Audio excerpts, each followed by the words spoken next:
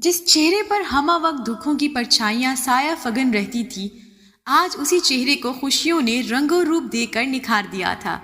تبھی مجھ کو برسوں پہلے کے فائنہ کے الفاظ یاد آ گئے کہ انسان کا عزم اور حوصلہ اتنی بڑی قوت ہے جو مشکلات کے بڑے اور گہرے سمندر سے کسی آدمی کو بخیر و عافیت نکال کر کنارے تک لے آتا ہے۔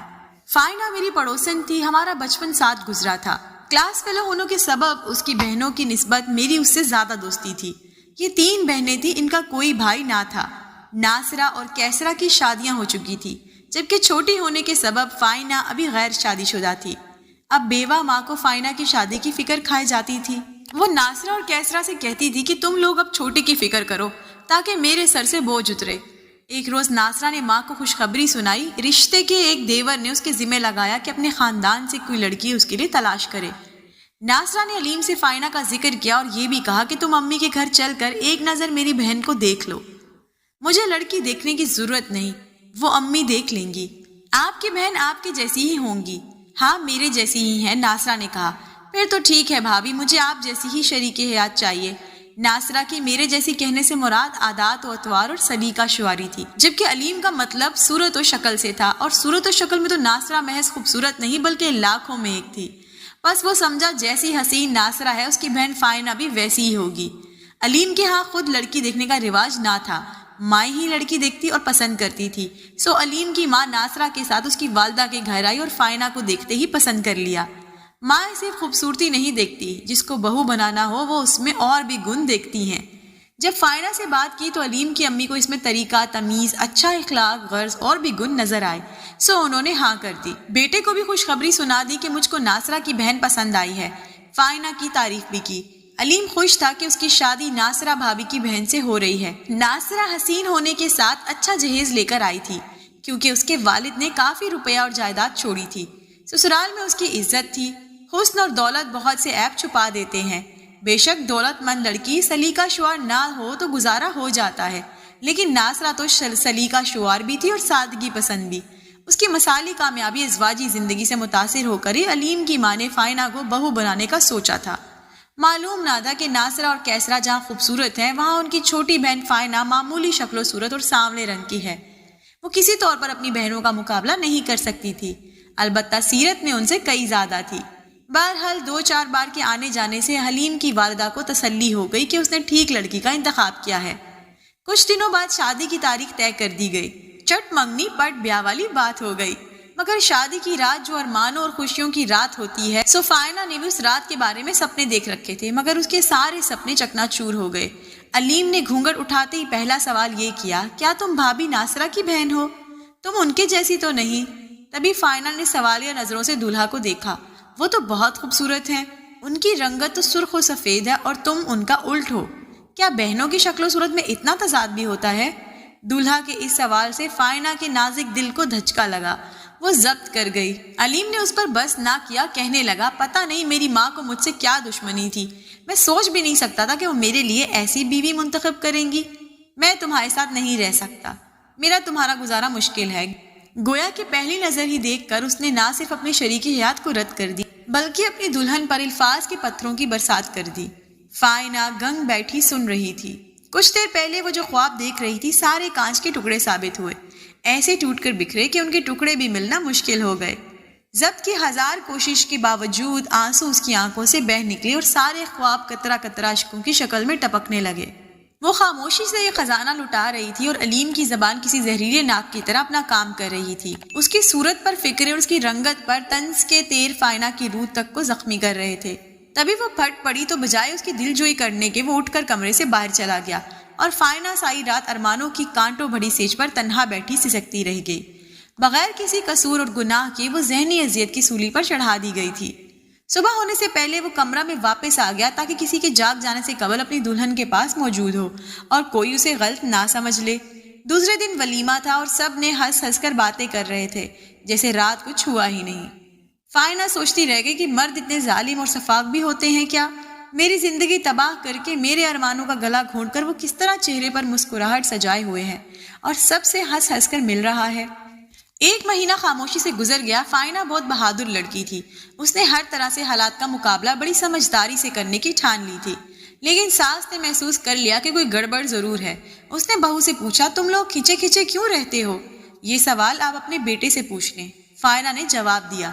ماں کا شک یقین میں بدل گیا۔ شام کو جب علیم گھر آیا، ماں نے اپنے کمرے میں بلا کر اس سے پوچھا، تم کچھ اکھڑے اکھڑے سے رہتے ہو، بیوی کے ساتھ بھی تمہارا رویہ پھیکا پھیکا سا ہے، کیا بات ہے؟ فائنہ نے کچھ کہہ دیا یا اس سے کوئی غلطی ہو گئی ہے؟ اگر کوئی ایسی بات ہے تو مجھے بتاؤ، میں اسے سمجھا دوں گی۔ ماں، وہ ہرگز مجھے قبول نہیں ہے، آپ نے میرے ساتھ زیادتی کی ہے۔ سارے جہان میں میرے لیے آپ کو یہی ایک لڑکی ملی تھی؟ اپنے اکلوتے بیٹے کے آنگن میں اتارنے کو میرے لیے یہی چاند رہ گیا تھا؟ اگر کوئی اس سے بھی زیادہ سانولی شکل مل جاتی تو اس کو بہو بنا لاتی۔ آپ کی پسند کو میں اس قدر گیا گزرا نہیں سمجھتا تھا۔ میں نے آپ پر بھروسہ کیا، میرا اعتماد مجھے لے ڈوبا۔ کم از کم اس کی رنگت پر تو غور کر لیا ہوتا۔ کیا مطلب ہے تمہارا؟ کیا ہوا ہے فائنہ کو؟ اتنی اچھی تو ہے۔ آج کل کے دور میں اتنی سلیقہ شعار لڑکی ڈھونڈنے سے نہیں ملے گی۔ صورت ہی سب کچھ نہیں ہوتی بیٹے، یہ ایسی لڑکی ہے کہ تمہارے گھر کو جنت بنا دے گی۔ مجھ کو نہیں چاہیے ایسی جنت، تم اس کو کیوں ٹھکرا رہے ہو؟ آخر اس کا قصور کیا ہے؟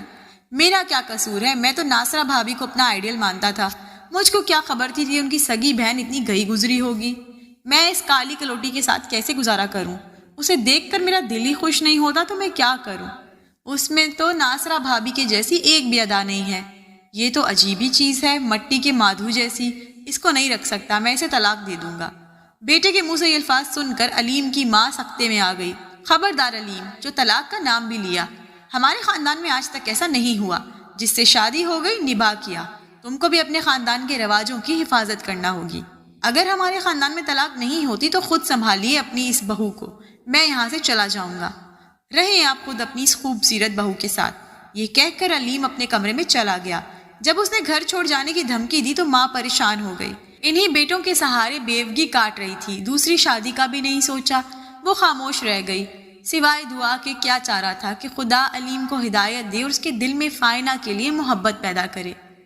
علیم نے فائنہ سے دوری قائم رکھی۔ ساس ہر وقت فائنہ کو سمجھاتی رہتی کہ بیٹی تم صبر کرو، اللہ تعالیٰ خود تمہاری زندگی میں بہتری پیدا کر دے گا، تم بس علیم کے سارے کام اپنے ہاتھوں سے کیا کرو، آخر ایک دن وہ تمہارا ہو ہی جائے گا۔ فائنہ نے ساس کی بات مان لی، وہ شوہر کے تمام کام اپنے ہاتھوں سے کرتی، ساس کی خدمت بھی کرتی، ایک بیٹی کی طرح اس کا خیال رکھتی، لیکن علیم کا دل نہ جیت سکی، اس کو خود سے محبت کرنے پر مجبور نہ کر سکی۔ علیم کی بے رخی اٹل تھی سو اٹل ہی رہی۔ ایک دن کچھ مہمان آئے ہوئے تھے، علیم ان کے ساتھ بیٹھا تھا، کہا چائے بنا کر مہمانوں کو دو۔ اس نے حکم کی تعمیل کی، اس نے مہمانوں کے سامنے کیک، سموسے اور چائے وغیرہ رکھے۔ جب علیم کے سامنے پلیٹ رکھی تو اس نے اٹھا کر پرے پھینک دی، کہا کہ یہ صاف نہیں ہے، حالانکہ پلیٹ صاف تھی، صرف اس کی ہاہانت کرنے کو اور سب کے سامنے اس نے ایسا کیا تھا۔ شرمندگی کے مارے فائنہ کی آنکھوں میں آنسو آ گئے، وہ اپنے کمرے میں آ گئی۔ آج تو آنکھوں سے نہ تھمنے والی جھڑی لگ گئی تھی، اس کے آنسو پوچھنے والا کوئی نہیں تھا۔ تکیے کو ہمراز بنائے ہوئے سارے آنسو اس کے سپرد کرتی رہی۔ پتہ نہیں رات کی کسی پہر نیند نے آ کر اس کو اس اذیت سے نجات دلا دی۔ مہمانوں کے جانے کے بعد علیم بھی گھر سے چلا گیا اور ساری رات نہ آیا۔ ماں اب علیم کے اس رویے پر کڑ کڑ کر بیمار رہنے لگی تھی۔ جب بیٹے کو سمجھاتی وہ الجھ پڑتا، کہتا زیادہ تنگ کرو گی تو اسے طلاق دے کر چلتا کروں گا، یہ میری شرافت ہے کہ نہ چاہتے ہوئے بھی اس کو گھر میں رکھا ہوا ہے۔ ماں اس کو سمجھاتی تھی کہ بیٹا دل کی آنکھیں کھول کر دیکھو، فائنہ ہیرا ہے اور ہیرے کی قدر کرنا سیکھو، تم کیوں عارضی چمک دھمک والی چیزوں کی طرف بھاگتے ہو؟ علیم ماں ہی کو جھڑک دیتا، تب وہ خود کو ان دونوں زندگیوں کی بربادی کا مجرم سمجھنے لگتی۔ اسی طرح اذیت سہتے ہوئے فائنہ کو 8 ماہ کا عرصہ گزر گیا۔ اس کی دوران وہ میکے بھی کم ہی آئی۔ ایک دن ناصرہ آئی، اس نے بہن کو افسردہ اور مرجھایا ہوا دیکھا تو پوچھا کیا بات ہے فائنہ، کیا تم یہاں خوش نہیں ہو؟ وہ بولی میں تو خوش ہوں آپا، مگر علیم خوش نہیں ہے۔ کیا وہ تم سے برا سلوک کرتے ہیں؟ برا سلوک نہیں کرتے تو اچھا سلوک بھی نہیں کرتے۔ یہ باتیں علیم نے سن لی۔ ناصرہ کے ہوتے ہوئے تو کچھ نہ کہا، لیکن اس کے جانے کے بعد وہ سخت فیصلہ کر لیا جو کئی دنوں سے کرنا چاہ رہا تھا۔ بہن سے گلے کرنے کا بہانہ بنا کر اس نے ایک روز فائنہ کے ہاتھ میں کچھ کاغذ پکڑا دیے، کہا کہ ہماری دونوں کی زندگی برباد ہونے سے بہتر تم اپنی زندگی اپنی مرضی سے گزارو، یہی ہم دونوں کے لیے بہتر ہوگا، تم میری طرف سے آزاد ہو، جس کے ساتھ چاہو زندگی گزار لو۔ میں بھی دفتر میں اپنے ساتھ کام کرنے والی ایک لڑکی سے شادی کرنا چاہتا ہوں، تاکہ وہ خوشی جو تم سے نہ مل سکی وہ میں پا سکوں۔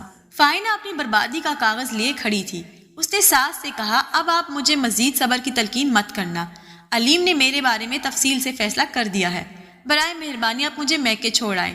ساس اس کے الفاظ سن کر رو پڑی، اسے گلے لگایا، بولی بیٹی مجھے معاف کر دینا، میں نے تو تمہارے لیے اچھا سوچا تھا لیکن سب برا ہو گیا۔